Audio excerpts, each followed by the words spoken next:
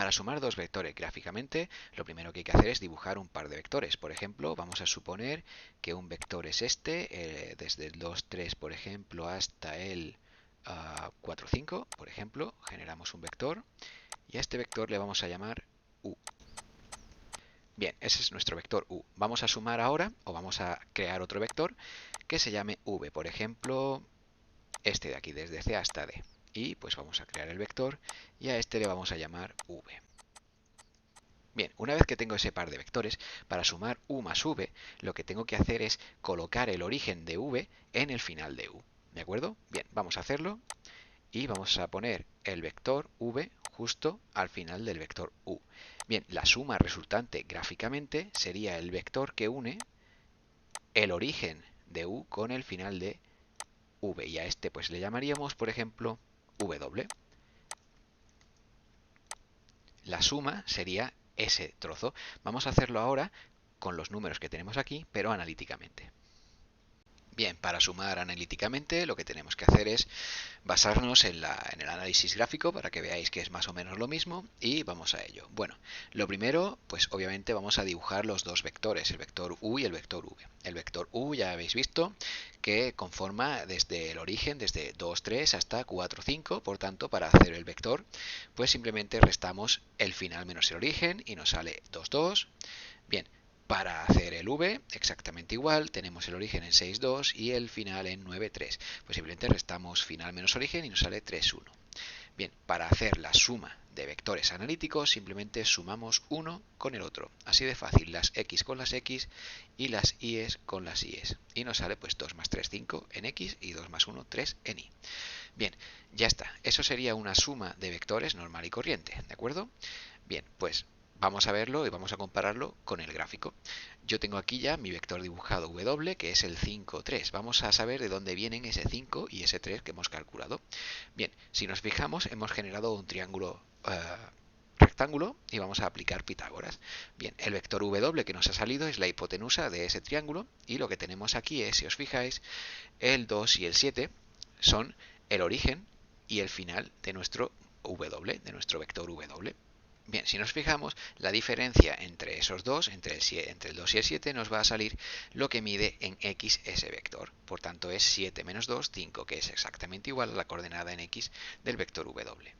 Si aplicamos lo mismo a la y, a la zona vertical, vemos que empieza en el 3, en la altura 3, y acaba en la altura 6. El punto D, aquí arriba, acaba en la altura 6. Bien, pues la diferencia entre esos dos, 6 menos 3, nos dará la altura en y de ese vector w, por tanto es 3.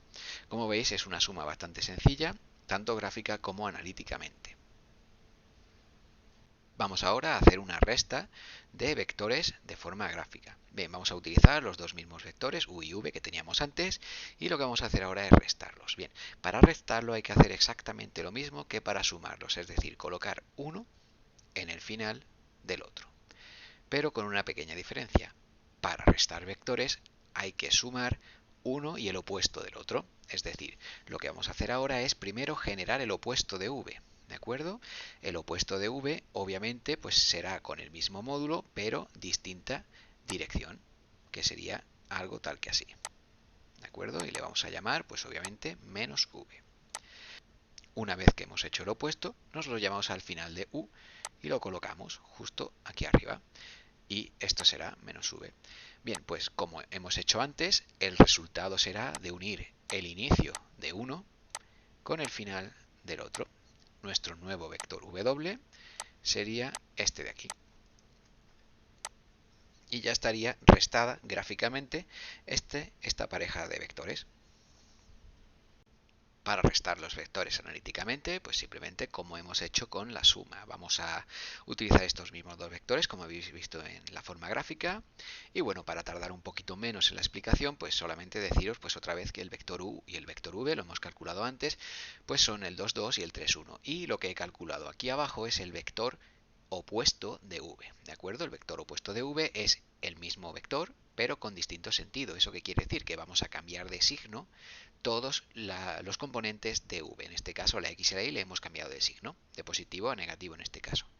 Bien, un detalle importante es que matemáticamente es lo mismo la suma de un vector más el opuesto de otro que la resta de los dos vectores. Entonces, para no tener que hacer siempre el opuesto, lo que tenéis que entender es que simplemente hay que restar los dos vectores. ¿De acuerdo? Es exactamente lo mismo.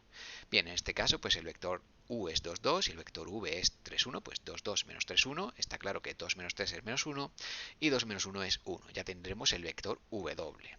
Bien, ese vector w, como ya habéis visto, lo hemos dibujado aquí, igual que gráficamente, y vamos a analizar, igual que en la suma, de dónde vienen las componentes menos 1 y 1. Bien, como estáis viendo ahí, la diferencia desde el origen hasta el final en el eje X es de 1, 2 menos 1, o perdón, 1 menos 2, que es menos 1, y la diferencia de altura del origen, que es 3, hasta el final, que es 4, pues 4 menos 3, 1. Bien, ¿por qué no sale un menos 1 en la X? Pues obviamente, si os dais cuenta, el vector 2, 2 o el vector 3, 1 eran vectores que iban hacia la derecha. Es decir, positivamente, si el origen es menor que el final, siempre va a ser positivo. En este caso, como el origen es mayor que el final, cuando restemos el final menos el origen, nos va a salir negativo. Quiere decir que va hacia la izquierda en nuestro eje de coordenadas, ¿de acuerdo? Bien, hasta aquí la suma y resta de vectores. Espero que os haya quedado claro. Un saludo.